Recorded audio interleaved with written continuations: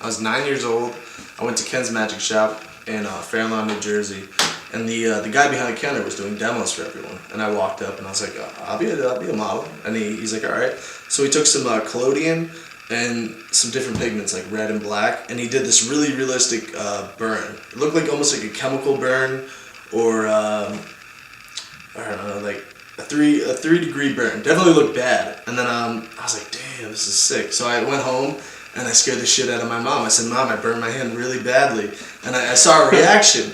And when I saw her reaction, I was like, wow, this is interesting. I can trick people. Not tricking, but it's almost like magic. It's an illusion. And I acted well enough to make her believe it. And I got all this attention and praise. And they're like, oh, you're so funny, after I revealed that it was fake. And that's what motivates me. Like, most people who love horror movies, like, they love that feeling. They get scared and that it's going to be either a happy or a sad ending, whatever. But it's a suspense, and it changes your chemistry of your body. Like, you just get excited and you're like, oh shit. So that's what made me want to start. When I was a kid, I made a lot of stuff from scratch. Like, I do a Halloween display every year. I still even do it now, but when I was a kid, that was the way I could express myself. And I made stuff out of nothing, like really pretty cheap, indie film style makeups, as well as building bodies and stuff and hiding them in the ground. And then expressing myself, scaring people. That was another thing. I love scaring people. The first break I had was I went to my teacher's like, oh, you do makeup, right? I was like, yeah, dabble. I just have fun learning it. And she's like, all right, you can be the head special makeup effects for the theatrical productions at the middle school. And I was like, what?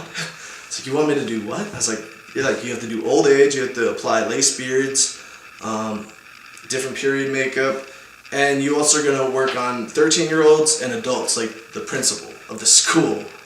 And I have pictures of it. It's amazing. And like, they sat down, they took it seriously. A lot of them didn't want to wear makeup, but I was like, this is for come on, just be a good sport.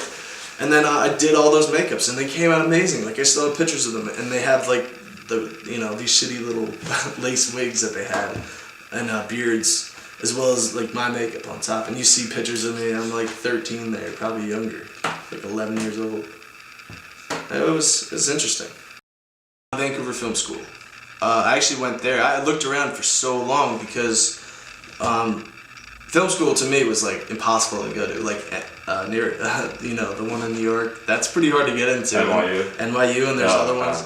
Those are really hard to get into. I was like, I don't have the grades for that. I'm an artistic person. I'm not a book smart person. I mean, if I'm passionate enough, I'll figure out a way to get to it. But book smart is I like being creative and problem solving. That's what I love. Most makeup schools, they're like, yeah, just come in, I'll give you a certificate if you stay the hours and you can leave. This one wasn't like that. This is a legit school. There's testing, there's midterms, finals, all that shit. It was only a year program, so oh, really? It was 08 to 09. But I've been doing special effects since I was 9, so I had to retrain myself. That was a hard thing. Like, if you did something since you were 9 and you did it a specific way and someone said, no, that's the wrong way, do it this way, it's hard to be like, oh, alright. So I had to learn both ways. I have a million ways to get to one result. Like, these things are all the same kind of effect, but they're different products and different ways of getting there. As well as pigmentation, the thickness of the material, some open and close easy, some bend really easy. So there's different ways of making things. There's no wrong way. Their company's name is Killer Goose Films, and it's actually my friend's. One of my friends, Aaron Garfinkel, actually went to school with him at elementary school right across, and we went to high school together. And he said, "Oh, I know someone that does makeup effects." And he emailed me, and I was like, "Yeah, I'm down. I want to work on stuff, especially if it's hard. I want to do cool effects." I just came out of Vancouver Film School, and they're like, "All right, can you do these effects for me?" And I was like, "Yeah." So I came up with the concepts. We had a huge production meeting and creative meeting. And I got along with them. They were just like me, and it's a really well put together team.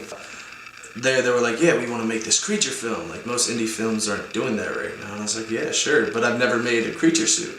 I'm straight out of film school. I'm like, oh, fuck, how am I gonna do this? It's like, all right, so they bought some of the things that would make production go a little bit faster. I put my creative touch on them, airbrushed them, did patterns and all this stuff, and then I had to put them all together to make this creature for the film, and it was really tough because I was like, I've never done this, and like that's part of why I love making movies is you learn while you go. When I worked on the film and I had no energy, and you're sweating and you're just exhausted, and it's like not even the day's half done, and you're just like, I need to do something to change this because I need to be my best that I can be, as well as creative. I mean, being creative takes a lot of energy out of you, especially if you do it every day. Obviously, it's like a muscle. You'll build it and you'll be more confident in your work. But sometimes it's the first time you've ever done something, and you want to be confident in what you're doing, as well as have the energy and the I don't know, like, just you have to get it done. It has to be done, so you need the energy to do it. So that was one of the big wake-up calls I had in my life. When you say makeup artist, the first thing they say is, "Are you gay?" And I'm like, "What? What does that have to do with this?" I'm like, "Do you see what I make? I mean, it has nothing to do with your sexuality. It's about artistry. It's an art. I do everything.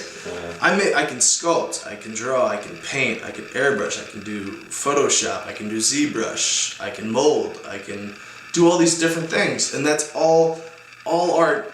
Like all artists, like it's all the forms of art in one aspect, and that's what's cool. It's so broad. Like I can cast teeth.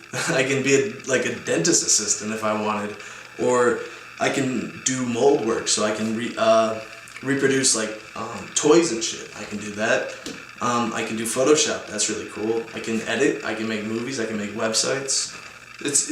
Obviously I'm more of a jack of all trades, but it's good because I'm still young. I haven't picked one that I really love and want to be in, but also I don't want to be limited. Because if someone says, "Oh, well, he only does that stuff. He can't do, a cut on the wrist," but like, yeah, I can do that really well.